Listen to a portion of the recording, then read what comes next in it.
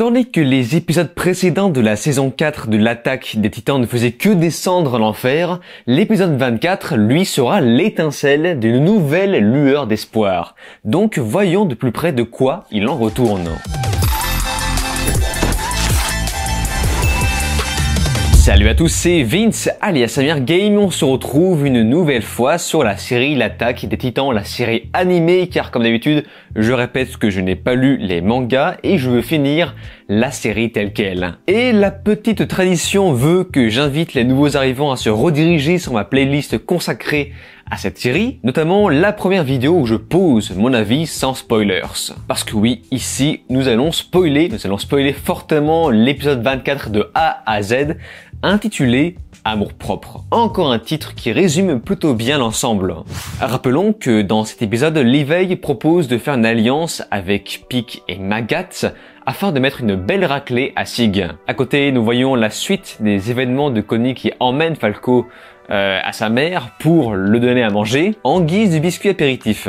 Jusqu'à ce que Armin et Gabi interviennent là où Armin propose une stratégie inattendue. En effet, il tente de se sacrifier dans l'espoir de sortir Connie de ses émotions. Et en parallèle, nous verrons ce qui se passe du côté de Mikasa qui récupère son écharpe sur Louise, mourante, et on reviendra sur cette scène car c'est bourré de symbolique. Et pour conclure, avant que Yelena et Onionkopon se fassent exécuter, Jean se range de leur côté et applique un plan pour les sauver. Ils forment maintenant un groupe qui s'unit et réveille Reiner pour lui annoncer que c'est maintenant l'heure de sauver le monde. Cet épisode, aussi simple soit-il, nous raconte beaucoup de choses. Pour commencer, on voit Levi dans un sale état avec ses deux doigts de privé et ce sont comme par hasard les doigts qui permettent de mieux manier une arme blanche. On comprend aussi que le bruit assourdissant des pas des titans qui marchent en direction d'Eren empêche les survivants de dormir, comme si une entité maudite leur rappelait les faits de la réalité. Et on comprend à la fin que cette introduction n'a pas été posée là par hasard, puisque ce passage est justement censé représenter le déclic de Jean. Par la suite, lors de la discussion entre Louise et Mikasa, on a l'exemple type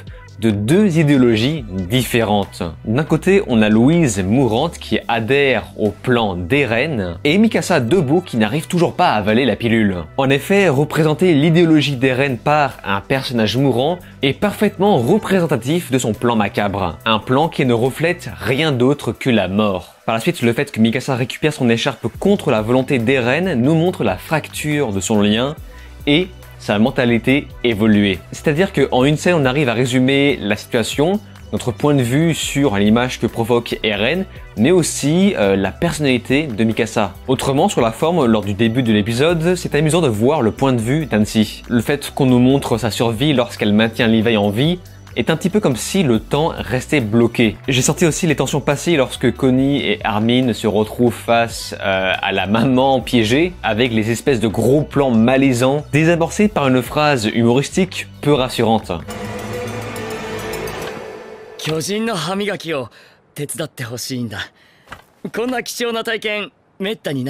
Et par la suite, la stratégie d'Armin, pour moi, était inattendue. À la vue du teaser dans l'épisode précédent, je m'attendais vraiment à voir un combat naître entre Connie et Armin. Et bien non seulement ce n'était pas le cas, mais en plus, l'alternative qu'il propose est pour moi vraiment très créative. Une idée de réconciliation ingénieuse pour remettre les pieds de Connie sur terre. Et surtout, cette séquence symbolise presque la fin du deuil de Connie. Je pense que vous connaissez tous le cheminement du deuil, on commence par le choc et le déni, puis vient la colère. Et là, clairement, il était dans sa phase de colère. Et maintenant, il entre dans la période de la peur et de la tristesse. Mais bon, cette fois-ci, cet épisode était important pour tout remettre dans l'ordre, maintenant que les sujets sont fermés. En effet, on voit les 4 personnages collaborer entre eux et ça fait plaisir. Même si dans cet épisode, il y a quand même pas mal de choses étranges, comme les retrouvailles avec Annie sur une espèce de van. Je m'attendais vraiment à voir une espèce de retrouvailles beaucoup plus épique et là, ils ont choisi cette approche beaucoup plus fine. C'est étrange, mais ça reste un choix artistique comme un autre. Et j'ai bien cru que Yelena et Onionkopon allaient y passer.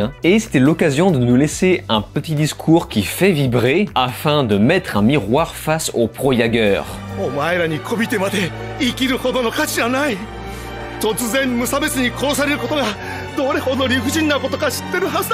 Et pareil, je me suis aussi fait avoir sur le fait que Jean se sacrifie. Sur le coup, je me suis dit, bah, attends, mais il est en train de se sacrifier pour sauver Froc.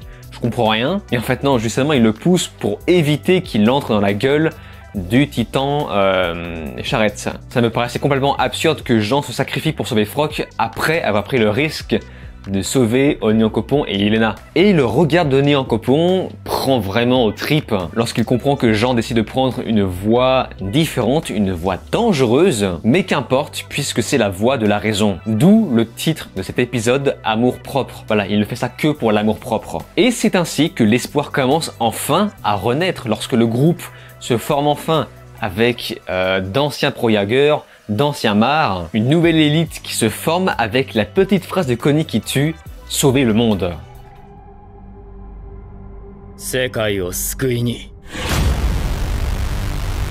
Bref, un petit cliffhanger qui me met l'eau à la bouche pour la suite, qui aura pas mal de choses à aborder.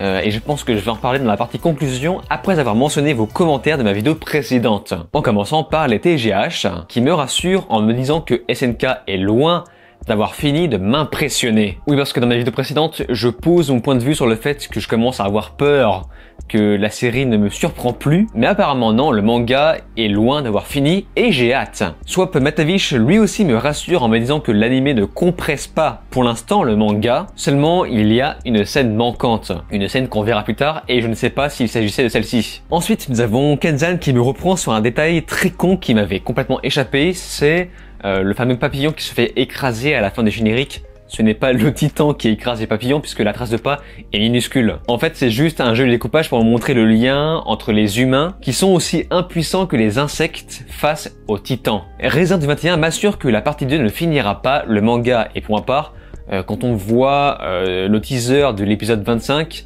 eh bien ça peut se comprendre. Donc, des films, de partie 3, la question reste encore en suspens. Et ce à quoi j'ajoute que c'est peut-être pour ça que la partie 2 est moins longue que la première. Et la partie 3 sera peut-être encore plus courte. Par la suite, nous avons Mr. G Edits qui nous propose une analyse sur Eren. Il nous parle de l'évolution du personnage dans un très long commentaire que j'ai choisi de vous afficher à l'écran. Donc n'hésitez pas à faire pause si vous voulez le lire. Et nous finissons sur Jimmy Psanka Barbin qui m'explique que si on voit encore des titans marcher sortir de Shiganshina, ce n'est pas juste parce qu'ils sont nombreux, mais parce que les événements se déroulent sur un laps de temps très court. Voilà, donc c'est tout pour les commentaires. Concernant le prochain épisode, visiblement, il fera le bilan de tous les désaccords de ce groupe autour d'un feu. Rappelons que tout le monde vient d'un camp différent avec des objectifs différents, mais quelque chose va les unir, le fait de sauver le monde. L'heure n'est plus à la querelle, l'heure est à la réconciliation. Et j'imagine que ce futur épisode sera bourré de symboliques et peut-être qu'on en apprendra davantage encore une fois sur l'univers